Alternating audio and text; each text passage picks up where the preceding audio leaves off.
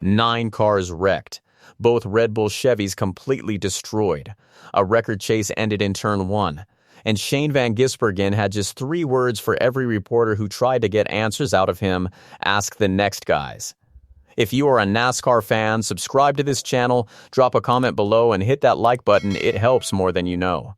Shane Van Gisbergen arrived at Naval Base Coronado carrying one of the most dominant stretches any road course driver has put together in the modern NASCAR Cup Series era. He had won 6 of the last 7 road course races. One more win at San Diego would have tied Jeff Gordon's all-time record for the most road course victories in Cup Series history. That record has stood for years. Shane Van Gisbergen was not just chasing a win on Sunday. He was chasing history. He started the Anduril 250 from the pole position, driving the number 97 Red Bull Chevrolet for Trackhouse Racing at the very first NASCAR Cup Series race ever held on an active military installation. The Qualcomm circuit at Naval Base Coronado is a 4-mile, 16-turn street course, one of the most technically demanding tracks on the schedule. Shane Van Gisbergen knew what kind of car he needed to win there, and he made a calculated decision before the race even started. He gave up his Stage 1 points entirely so his team could set the car up specifically to chase the win. That decision told you everything about how seriously he took this opportunity. His Trackhouse Racing teammate Connor Zilisch was in the number 88 Red Bull Chevrolet, and he was having the kind of day young drivers dream about. On lap 23, Connor Zilisch took the lead. It was the first time he had ever led laps in the NASCAR Cup Series. He led 8 laps out front and looked genuinely comfortable. The speed in both Red Bull Chevrolets was real, and for a long stretch of that race, it looked like Trackhouse Racing was going to control the afternoon. The day took its first turn when the number 20 Joe Gibbs Racing Toyota ran into trouble. Christopher Bell, still recovering from a fractured left wrist he suffered in a high-speed crash at Michigan 2 weeks earlier, had started the race but exited on the first caution, handing the car over to 18-year-old developmental driver Brent Cruz. It was the first Cup Series start of Brent Cruz's career. He showed real pace before a gearbox failure ended his day on lap 29, bringing out a caution and setting up a Stage 2 restart on lap 32. That restart is what everything comes back to. Connor Zilisch and Austin Hill lined up on the front row. Austin Hill was driving the number 33 Richard Childress Racing Chevrolet, the car that previously carried Kyle Busch's number 8 before the number change this season. Shane Van Gisbergen lined up third directly behind Austin Hill. The field went green, and inside of one corner, the entire complexion of the race changed permanently. Austin Hill carried too much entry pace going into turn 1. He locked up the rear brakes and missed the apex completely, sliding wide up the track. Connor Zilisch had nowhere to go. He was pinched hard into the concrete wall on the outside. Austin Hill hit the wall as well. Shane Van Gisbergen, running directly behind them, had no chance to stop or avoid what was happening in front of him. He plowed into the back of Austin Hill's car and spun out. In a matter of seconds, 3 of the fastest cars in the race were done. The crash did not stop there. Daniel Suarez, Ryan Blaney, Michael McDowell, Riley Herbst, John Hunter Nemechek, and Ty Gibbs were all collected in the pileup. 9 cars in total had damage. Both Trackhouse Racing Red Bull Chevrolets were completely destroyed. Austin Hill's car was wrecked as well. The impact was so severe it physically knocked the outside wall out of place. NASCAR threw the red flag and stopped the race while crews spent approximately 10 minutes repairing the damaged wall before racing could resume. It is worth noting that the same Turn 1 wall had also been hit the day before during Saturday's O'Reilly Auto Parts Series race. The second time in 2 days that same section of wall had taken a significant hit. Austin Hill knew immediately that he was responsible. Before his car even came to a complete stop, he got on his team radio and said, "Sorry guys, locked up the rear brakes. I think the left rear is pretty destroyed." There was no hesitation, no attempt to deflect. He said it the moment it happened. Shane Van Gisbergen drove his broken number 97 back to the garage and went directly to the infield care center. When he came out, he was not interested in having a conversation. Reporters surrounded him and tried to get him talking.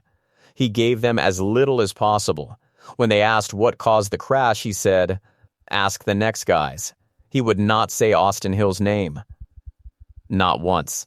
When they asked if it should be considered a racing incident, he said, "It's just unfortunate." And when they asked directly how disappointed he was, knowing he had a car fast enough to win and a record within reach, he said one word: filthy. That word carried everything. Shane Van Gisbergen knew what he had that day. He had led 7 laps from the pole. The Red Bull Chevrolet was, in his own words, unreal fast once the track kind of rubbered up. He called it a real shame twice. Those were the most words he gave reporters on the subject. The rest of his answers were short, clipped, and controlled. He was not going to say what he actually thought about Austin Hill with cameras in his face, so he said almost nothing instead. Connor Zilisch was more willing to talk, but what he said was just as pointed. He told reporters that Austin Hill was pretty far from the wall and didn't give me any space. He was asked whether it was simply one of those racing situations, the kind of contact that happens when drivers are pushing hard on restarts. His answer was deliberate. "I wouldn't call it aggressive," he said.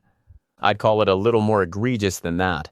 The word egregious means outrageous, unacceptable, and out of line." Connor Zilisch is a young driver in his first full Cup Series season. He chose that word in front of cameras on purpose. He wanted people to understand exactly how he viewed what Austin Hill had done. He also made clear just how much the timing hurt. "I felt like I was giving Austin space, and the next thing I know, I was in the wall," he said. He acknowledged the physical severity of the hit. It was a big hit. Concrete walls are no joke, but I'm thankful for the safety of these cars and how far we've come as an industry. And then he explained the emotional weight of what had been taken from him that day. When you have a chance to go and win a race, and you're in a prime spot, and you get put in a position like that, it's extremely tough. Sunday in San Diego was now Connor Zilisch's 6th DNF of the 2026 season. The first time he had ever led laps in the Cup Series ended without him seeing the finish line. "I really hate it for everyone at Trackhouse Red Bull," he said. "This was a huge weekend for us, and to have both cars out is really unfortunate." Austin Hill did not run from any of it. After coming out of the care center, he gave a complete account of what happened and did not soften a single part of it. "I got into turn 1 a little deep and started sliding," he said. "I was sliding the rears and I slid the fronts a little bit. On corner exit, I was fully locked to the right, just trying to stay off the number 88. He explained the specific decision that led to the crash. "If I had that extra car width and the number 88 wasn't there, I would have cleared fine. But knowing that he was out there, I carried a little too much entry pace compared to what I had been doing all day." And then he described the moment of contact. "Right when I touched him and he got in the wall, it sucked me into him and I couldn't stay off of him. I hate it for Connor and the number 88 team, and I apologize to those guys." Austin Hill had won Saturday's O'Reilly Auto Parts Series race at the same track the day before. That win was still on his record, but the Sunday crash was now attached to it. He acknowledged that he is still developing his feel for Cup Series cars, particularly on road courses. "I'm starting to figure out these Cup cars a little bit more, especially on the road courses," he said. So that's a good sign. He said everything that needed to be said. Whether that was enough for Shane Van Gisbergen and Connor Zilisch is a different question entirely. The standings damage from San Diego hit Shane Van Gisbergen hard. He had entered the weekend sitting 14th in the driver's standings, safely above the chase cut line. He had intentionally sacrificed his Stage 1 points to optimize his car for the race win. Instead of banking a strong points day, he left with a 38th place finish and just 1 point. That dropped him from 14th all the way down to 17th, 5 points below the playoff cut line. He is now on the wrong side of the bubble. The next race is at Sonoma Raceway, another road course, the kind of track where Shane Van Gisbergen is one of the best drivers in the field. That is the good news. The bad news is that because of his poor finish in San Diego, he will be placed in Group 1 qualifying, which makes it significantly harder to start near the front of the field. He addressed it directly after the race. Luckily, we've got a good next week, but unfortunately, we'll be in Group 1 qualifying again, which makes it tougher. Just got to go and execute. Connor Zilisch heads to Sonoma carrying his 6th DNF of the season, but also the knowledge that his car had genuine race-winning speed on Sunday. Austin Hill heads there, hoping his public apology was enough to put the worst of it behind him. It may not be. Shane Van Gisbergen refused to say Austin Hill's name in front of reporters. Connor Zilisch used the word egregious on camera, and that is not a word a driver drops by accident. Austin Hill owned the mistake completely and said all the right things, but wrecked cars do not get unwrecked, lost points do not come back, and the standings do not care about apologies. The numbers tell the final story from San Diego. Shane Van Gisbergen, 1 point, 38th place, dropped from 14th to 17th in the standings, now 5 points below the cut line. Connor Zilisch, 0 points, 37th place, 6th DNF of 2026, first career Cup Series laps led ended without a finish. Austin Hill, 36th place, a Saturday trophy still on his shelf, and a Sunday crash he will be answering for. Trackhouse Red Bull lost both of its top cars in the same corner on the same lap. The wall repair took 10 minutes. The season implications will last much longer.